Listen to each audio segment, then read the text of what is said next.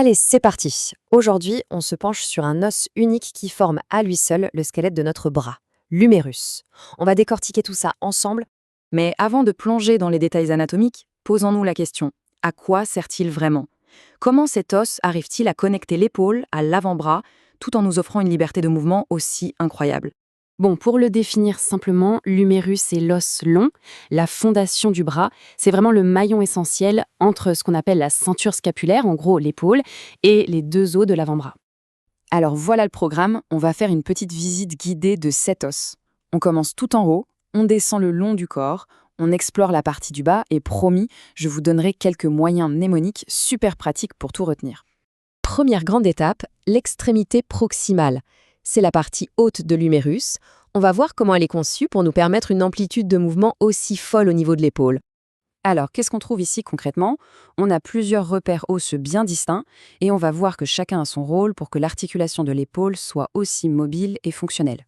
Et là, c'est super intéressant, on voit bien la différence de rôle entre les deux tubercules. Le tubercule majeur, le plus gros, il sert de point d'ancrage à pas moins de 3 muscles, alors que le plus petit, lui, n'en ancre qu'un seul, mais c'est un rotateur interne qui est hyper puissant. Et attention, voilà un point crucial, surtout en clinique, le col chirurgical. C'est une zone un peu fragile, juste sous les tubercules. Et pourquoi on y fait si attention? Parce que le nerf axillaire passe juste à côté, et c'est un endroit où les fractures sont malheureusement assez fréquentes. Allez, on continue notre descente le long de l'os et on arrive sur la diaphyse, c'est-à-dire le corps de l'humérus.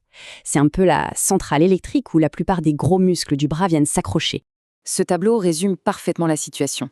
On voit bien que chaque face, chaque bord de cet os sert de point d'ancrage bien spécifique pour les muscles qui nous permettent de bouger le bras. C'est une organisation très précise. On arrive maintenant tout en bas de l'os, sur ce qu'on appelle l'extrémité distale ou la palette humérale, et là on va voir que l'os change complètement de forme. Il s'aplatit, il se complexifie pour créer l'articulation si particulière du coude. Chaque petite partie ici a un rôle ultra précis. Que ce soit pour accrocher les muscles de l'avant-bras, pour s'articuler parfaitement avec le radius ulna, ou pour abriter le fameux nerf ulnaire. C'est lui qui nous donne cette décharge électrique horrible quand on se cogne le coude. Alors là, je dois insister, c'est le piège classique. Une erreur à ne surtout pas faire. Confondre le capitulum, qui est bien sur l'humérus au niveau du coude, et le capitatum, qui est un os de la main dans le poignet. Ça n'a rien à voir, mais la ressemblance du nom en piège plus d'un. Bon, et maintenant, la partie que tout le monde attend, je crois, celle qui va nous sauver la vie pour apprendre l'anatomie, les fameux moyens mnémoniques pour retenir la dizaine de muscles qui s'accrochent aux épicondyles. Alors, pour les muscles de l'épicondyle latéral, on a une phrase, disons, mémorable. Elle est un peu osée, c'est vrai, mais croyez-moi, une fois qu'on la connaît, on ne l'oublie plus. Alors comment ça marche? C'est simple, on décompose. Chaque syllabe ou mot de la phrase correspond à l'initiale d'un muscle extenseur de l'avant-bras. C'est un outil de mémorisation qui est juste redoutablement efficace. Et pour l'autre côté, l'épicondyle médial, même principe.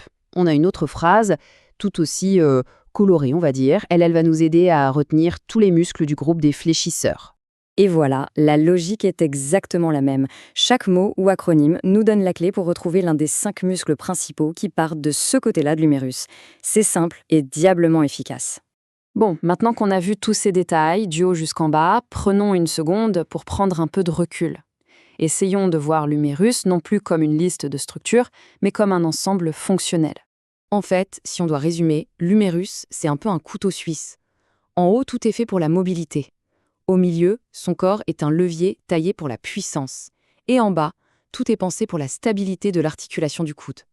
Mobilité, puissance, stabilité. Tout ça dans un seul os. Alors la prochaine fois qu'on lève le bras pour attraper quelque chose, on pourra peut-être y penser. Penser à toute cette ingénierie biologique, à la fois complexe et incroyablement efficace, qui rend possible le plus simple de nos gestes. C'est assez fascinant, non?